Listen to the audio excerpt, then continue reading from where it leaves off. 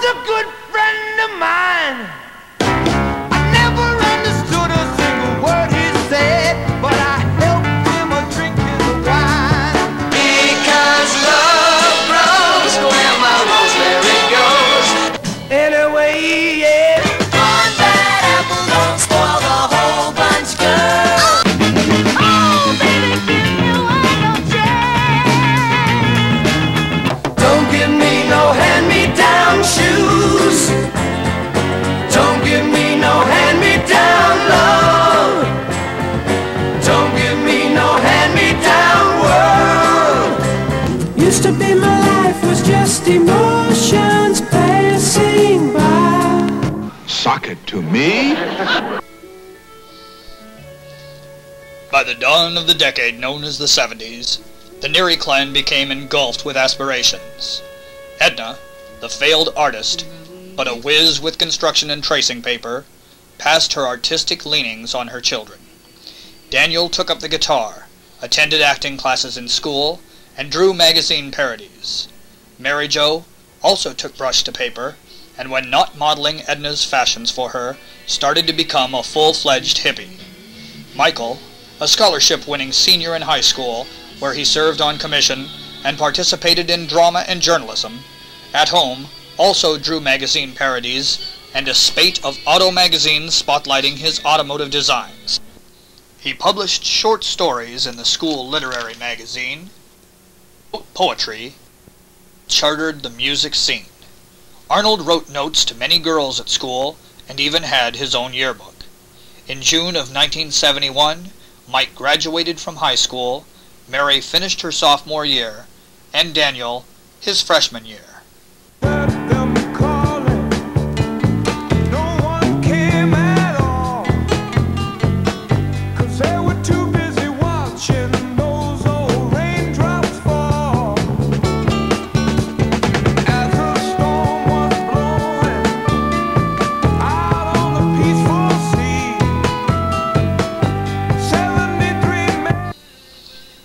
During the first half of the decade, the Nearys moved for the first time in 10 years to Glendora, nestled at the foot of the Angeles Hills. Mike drove his shiny '65 Dart to college at USC and to his job as a garden shop salesman at Ole's Home Centers in Rosemead. Daniel gained local fame for his roles and activities at Glendora High. Mary was saddened at first to leave her friends at Rosemead, but soon found a solid routine at GHS and met Mark Taylor, her future husband. When Mike fashioned a papier-mâché skeleton for his room, he had no idea that this was to foreshadow a macabre period in the siblings' lives. Edna suffered a stroke in 1972, hospitalizing her for the rest of her life. The toll of working to support her finally overcame Frank Neary, who died in the summer of 1974 after his 13th heart attack. Soon after this, Mary married Mark Taylor, Mike moved to San Gabriel to his first apartment, and Daniel lived in the new house in Glendora, virtually alone.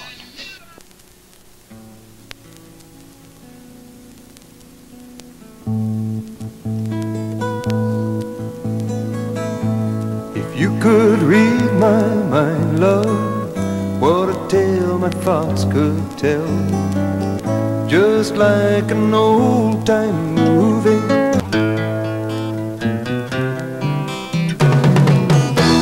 Tax the rich, feed the poor, tell there are no rich no more.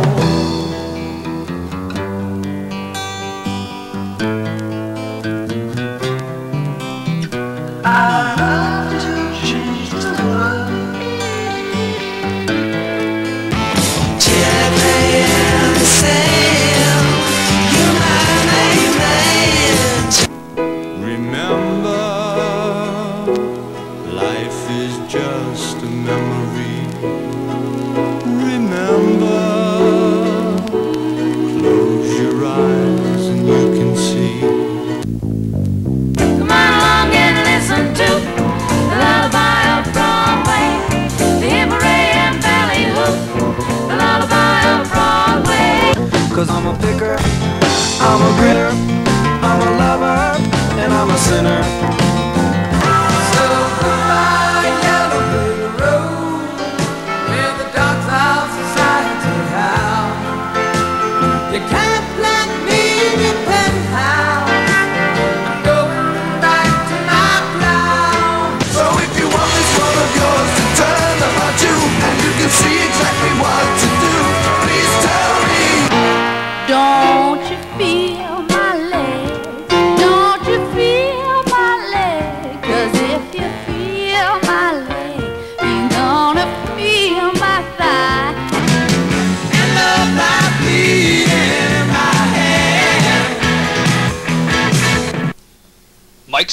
1975 at his first apartment on Rosemead Boulevard in San Gabriel, right next door to Rosemead, where he'd attended high school and presently worked. At this point in Mike's life, he had dropped out of college in his 4th year, disillusioned with the less than academic program at the famous football school. He still wrote poetry and fell in love easily, but love remained elusive. Record collecting took up most of his spare time, and he bummed around with ex-high school classmates John Garnett, Steve Buck, and Tom Haugstead. Although he had turned to religion for the answers to questions concerning his dad's death and mother's incapacitance, Mike found the questions unanswered, and began a downward spiral with drugs and alcohol, which would eventually cost him his job at Ole's after a 6-year association. Friends like Tom and Ken Doucette visited Mike's fully stocked bar often, and his friend Evan Bridwell's bachelor party was held in his apartment. A toast!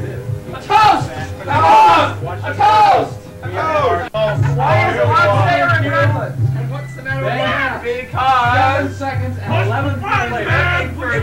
Hey, who is this party for? It's forever!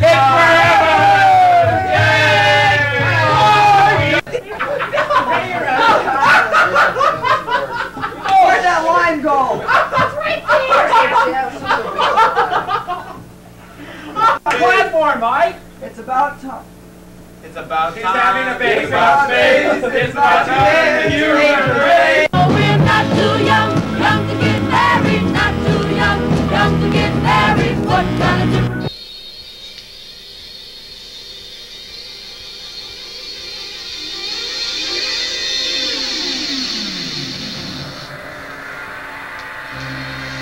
Ole's Home Centers underwent an expansion program in late '75, and Mike moved with the company to Torrance, south of Los Angeles, a shopper's paradise known for its large shopping malls. Torrance is located close to the nearby beach cities, where Mike fit right in with the loud, party-going atmosphere.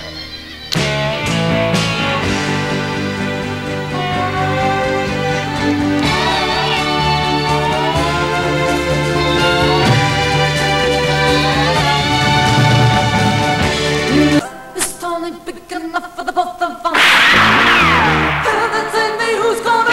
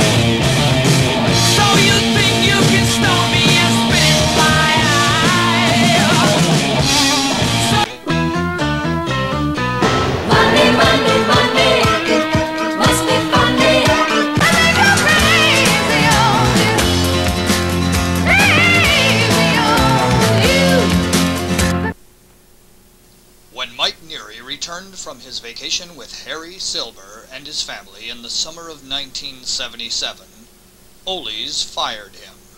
Mike would survive on unemployment for 6 months, devoting his time to another magazine parody, more poetry, and an autobiography.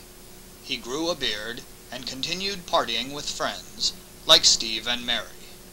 In the latter part of the year, Mary Neary Taylor gave birth to Cinnamon, her first child.